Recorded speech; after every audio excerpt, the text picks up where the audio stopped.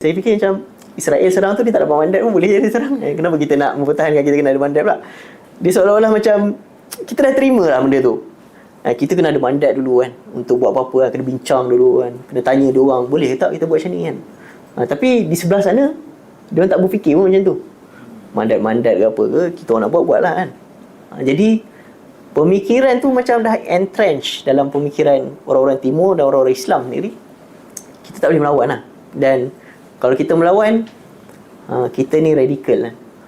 Kita ni ekstremis, jihadis, apa macam-macam ya, apa-apa lagi lah, political Islam, fundamentalist, macam-macam, ada banyak terma-terma dia. Cakap je sikit, teruslah keluar semua lah. Semua tak berani.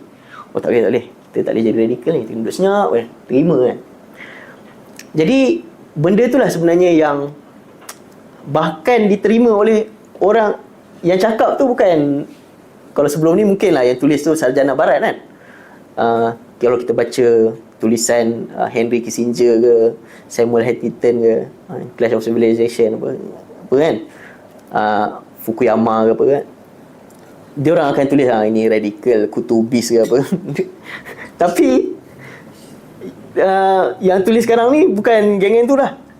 Orang Islam sendiri yang cakap, oh ni political Islam ni kan, radikal ni mencampurkan akidah dengan politik kan. Politik-politik mana ada akidah semua kan, agama tak terlibat lah semua. Jadi dia dah jadi macam tu kan. Jadi sebab tu last sekali adalah kita berikan kekuasaan benda-benda nak buat keputusan ni kepada orang-orang lain lah. Dan orang-orang lain tu geng-geng hegemoni Eropah, Amerika Syarikat, golongan yang nak menguasai negara-negara ataupun kawasan-kawasan timur ni. Jadi saya merasakan bahawa orientalisme tu dah berjaya